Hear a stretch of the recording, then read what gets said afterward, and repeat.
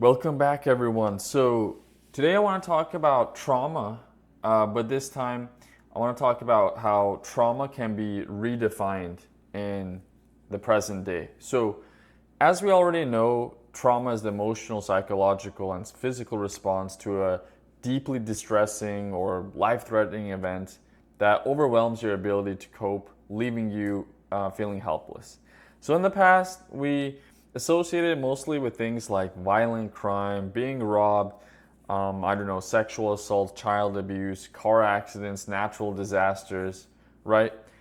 But for many, who haven't experienced these things, or even if they did, it's all right. Trauma can be associated with other kinds of situations you may not have considered before.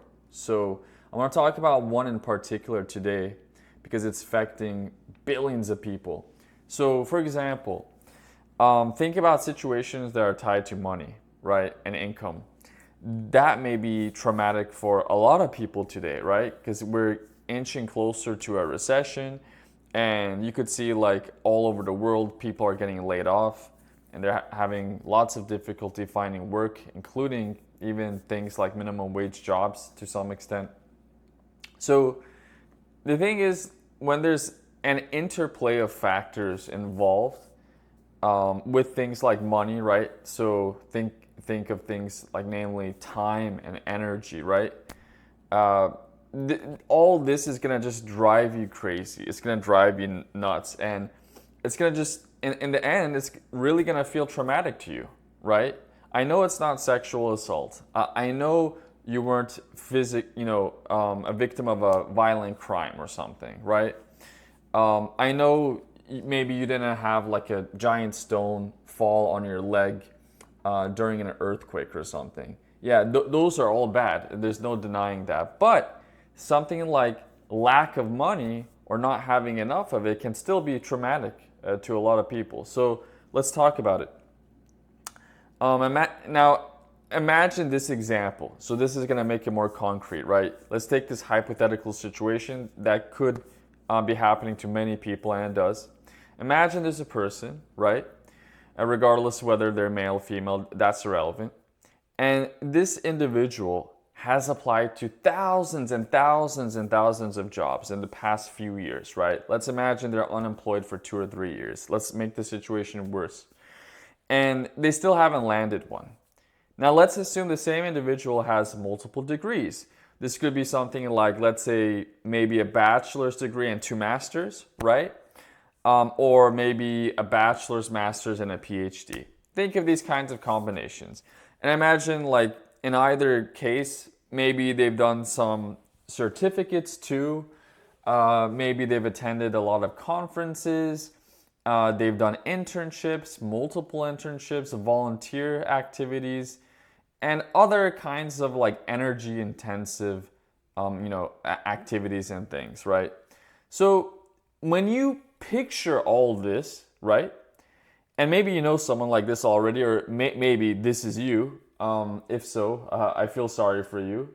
And I've been there too. So, they've invested a ton of time in their education, and they're hoping that there's going to be this significant payoff in the end, right? It's normal. It's normal. You don't do all these things in the end to graduate empty-handed and waste a bunch of time and maybe even waste a bunch of money, especially you were never on a scholarship or anything. That just makes the situation even worse. So a lot of time's wasted, a lot of energy is wasted, and possibly a lot of money is wasted as well. So, and that's the thing. So, hours and hours went into assignments, exams, projects, volunteering, working, whatever, right? Now, if this person, if it's us, right? If we or they or whoever fail to get a job, right? Or at least maybe they can't get the job that they think they deserve. That could be a similar situation as well. Well, what's going to happen in the end? Their mental health is going to deteriorate. And honestly, it's just going to be torn. It's just going to be destroyed. So it's going to take a big hit on them from so many different places, from so many different angles and ways. There's just no doubt about that, right? It's not a joke. It's not a joke. Now, time is again one thing to consider in this hypothetical scenario, right? This guy, this gal, busted their ass, studying hours and hours and hours a day, thousands and thousands of hours for many years, right? And here's the thing. Just consider their anxiety levels, because after you go through all this shit and you end up like empty-handed, you're back to base zero. Well, your anxiety levels, your stress levels, they're just shooting through the roof at this point, because you still need a job to survive. And particularly if you don't have like some kind of solid foundation or network to fall back on, right? Could be your parents, friends, whatever, right? A spouse perhaps. Then, this pressure is just going to continue building up and up and up. And, there are all these things you have to think about at that moment too. It's not just the fact that you failed to get a job. That's the least of the worry. I mean, it's part of it, but it's not the only thing that's affected at this point. Because you're empty-handed, now, there are still things like bills you gotta pay, electricity, water, gas, whatever, internet, right? Expenses, this could, be related to food, water, drinks, whatever, and a bunch of other stuff, furniture, replacing stuff that's damaged and you need, like maybe your chair just broke or your table, whatever. Or maybe other kind of expenses, like think about maintenance. So if you live in a house or apartment and maybe there's some kind of water leak, in your unit, well, you gotta, hire a plumber to take care of that. Or you have electrical problems, you need to now hire an electrician or something. Things like that, and that adds up. Or maybe you don't have medical insurance, right? Because you're not working, and maybe you're diabetic, or maybe you have some other issues and it runs you up hundreds and hundreds of dollars. Maybe you got to take your sick dog or cat to the vet. Maybe they have cancer or some kind of staph infection or some shit. Well, all this stuff adds up. Money doesn't just rain down from trees, and a lot of us don't live in societies where we can easily have access to welfare. And if you do live in a society that does offer welfare, sometimes it's just limited to a few people, not everyone. Or sometimes it's not enough to take care of all these things. There's that as well. So you're not going to stop thinking about these things. You're anxious. You're going crazy, right? You're having all these invasive thoughts, right? And you may even naturally worry about losing your home, your car, and ultimately in the end, you're probably going to be homeless, and you're thinking about that too, right? What's going to happen if that happens to me? And if you do have like people who depend on you, like a partner, siblings, children or something, even worse, because now you're pondering about them as well, right? Like what's going to happen to them? I failed to, support them. So furthermore, this inability to land a good career or some kind of job that can help sustain you or your family can be traumatic from a social standpoint too. So as the individual, if you don't have money to take care of yourself, perhaps you're not able to maintain a relationship. So if you had a relationship, maybe your spouse or your partner is going to leave you very soon, right? And in general, not just them, but just many people in general just don't want to be around you, right? It's just the way it is. Society always judges us based on our financial worth. I find that pathetic. I find it disgusting even, but it's just part of our culture, regardless where you live.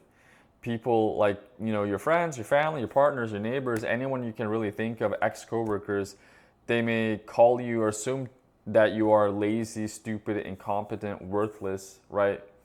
You don't deserve to breathe. Wow.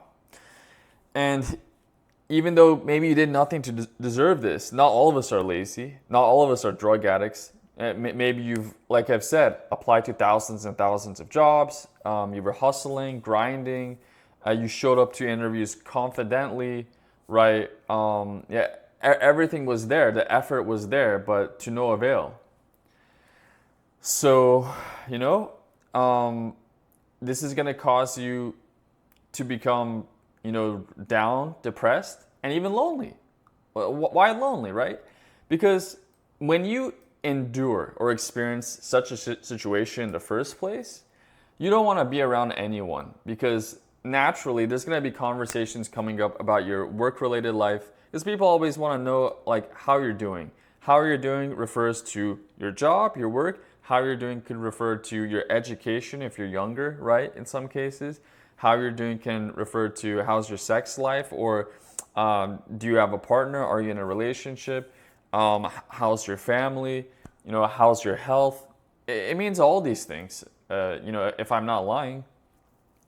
And when you know these topics are going to arise, or they're going to come up, and your friends are going to and acquaintances are going to bring this kind of stuff up, you don't want to hear it. You don't want to hear it, because if you do share with them these intimate details about, how your situation is affected right now, the fact that you're unemployed, or perhaps you're in NEET or something similar, it's going to make you become even more self-aware, self-conscious, right? Of this situation. You're going to start introspecting in a negative way about your financial situation. And consequently, naturally, you end up feeling more miserable than before, right?